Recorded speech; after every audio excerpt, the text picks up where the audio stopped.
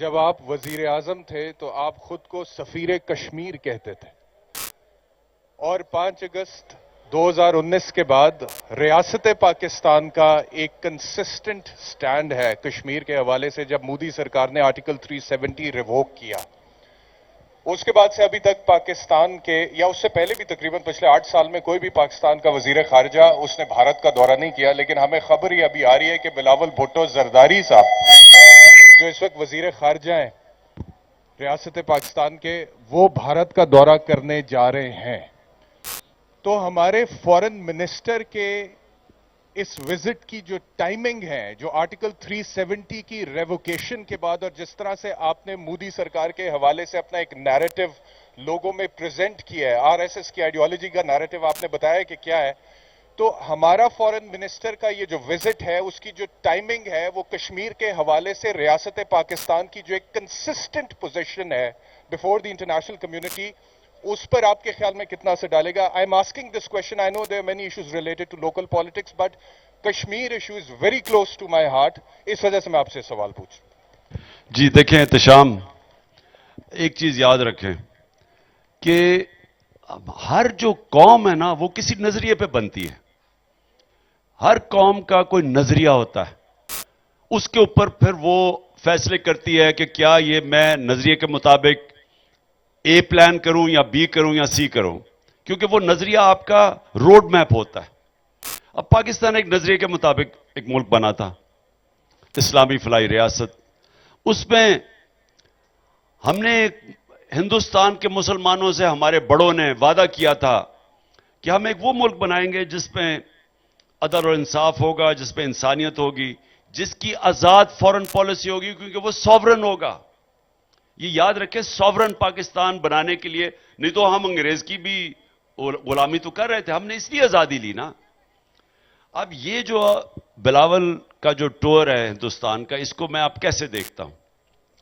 मुझे ये जो शक है और खौफ है कि इन जो ये मौजूदा गवर्नमेंट में बैठे हुए, इनका कोई नजरिया नहीं है। जिन लोगों ने इस मुल्क से अरबों डॉलर चोरी करके मुल्क से बाहर ले गए हों, उनका नजरिया पाकिस्तान का नहीं होता। उनका नजरिया होता अपना पैसा बचाना। अब वो पैसे बचाने के लिए सारी अपनी फॉरेन पॉलिसी बनाते हैं।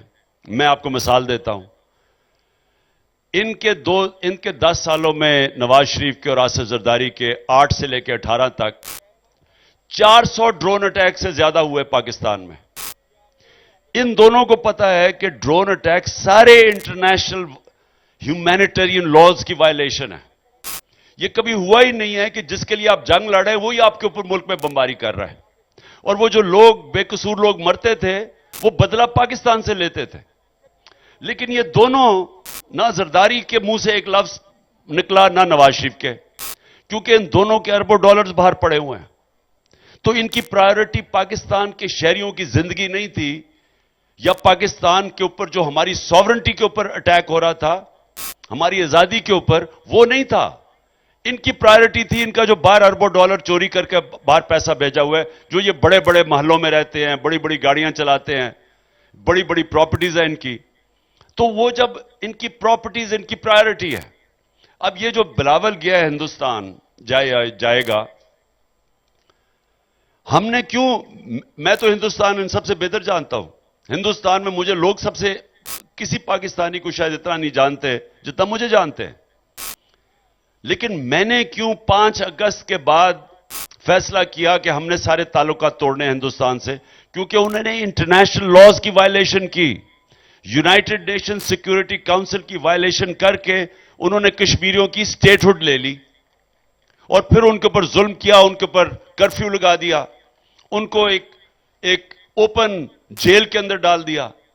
तो अगर उनकी, कश्मीरियों की 1 लाख से ज्यादा उनकी कुर्बानियां, शहादतें हैं, और हम उसके बाद उसको भूल के, क्योंकि इनके पैसे बाहर पड़े हुए हैं और ये हिंदुस्तान को खुश करना चाहते हैं, क्योंकि हिंदुस्तान से अमेरिका खुश हो जाएगा, इसलिए ये अपनी जाती मुफादात के लिए ये कर रहे हैं। क्योंकि अगर पाकिस्तान की नजरिया बड़ा सीधा है कि हम कश्मीर के लोगों को, उनको हम कभी भी, हम ऐसे नहीं छोड़ेंगे, उनकी कुर्बानियां जाया नहीं करेंगे, हमारा तो सिर्फ यह मसला है, हिंदुस्तान आज स्टेटहुड वापस ले ले कश्मीर का, हम उनसे नॉर्मल दोस्ती करने के लिए तैयार हैं।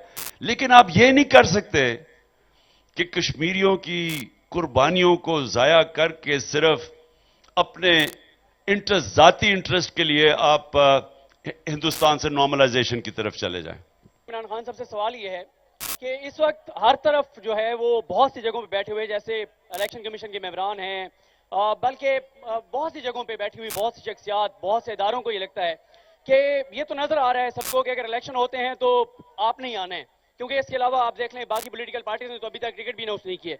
लेकिन ये एक बहुत ज्यादा खौफ है कि आप आएंगे तो आप बहुत सी आईनी और इंतजामी ओहदों पर बैठी हुई शख्सियात के साथ कोई छेड़छाड़ करेंगे, कोई तब्दीलियां करेंगे। ये सबसे बड़ा खौफ है जिसकी वजह से कोई इलेक्शन में नहीं जाना चाहता। इस हवाले से जरा बताइएगा। देखिए सदीक, पहले तो आपकी मैं दिलेरी को अपनी सारे कारकुनों के सामने सलाम पेश करता हूं। बहुत शुक्रिया सर। जिस तरह आपको उठाया गया और सिर्फ इसलिए कि आप में वो जुर्रत है सच बोलने की और स्टैंड लेने की, और उसके लिए आपको इन्होंने कोशिश की डराने धमकाने की, जो इनका तरीका है, वो जो काली वीगो आ जाती है और उसके बाद उठा लेते हैं रात को। देखिए मैं सारे सिस्टम्स दुनिया के देखे हुए हैं। कामयाब सिस्टम वो हैं जिधर इदारे मजबूत हैं। इदारे तब मजबूत होते हैं जब इदारों के अंदर मेरिटोक्रेसी होती है और इदारों के अंदर इंटरफेरेंस नहीं होती। तो ये बड़ी गलत फहमी है लोगों की कि जी आके तो पता नहीं मैं क्या कर दूंगा। हम इदारे मजबूत करेंगे, सारे इदारे हैं, यानी अदलिया का इदारा है, फौज का इदारा है, ब्यूरोक्रेसी है, पुलिस है।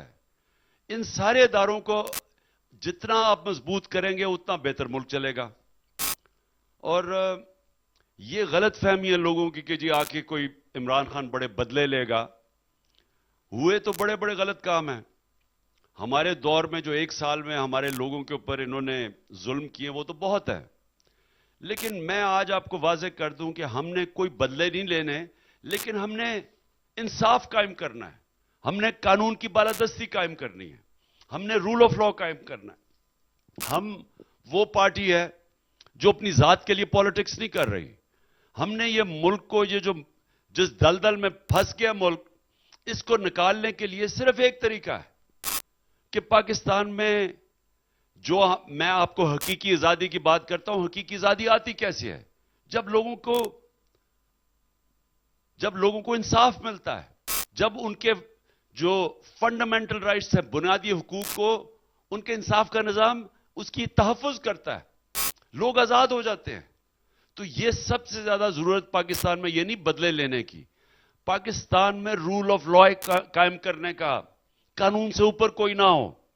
कोई आके मुल्क चोरी करे और क्योंकि वो ताकतवर है वो एनआरओ ना ले ले, अपनी सारी चोरी माफ करवा ले क्योंकि वो ताकतवर है।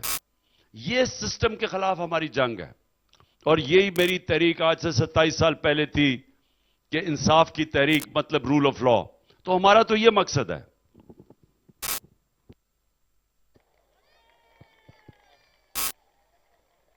जी अस्सलाम वालेकुम। इमरान खान साहब, barrister Ehtisham Amiruddin here, anchor person Suno TV. मेरा सवाल आपसे यह है कि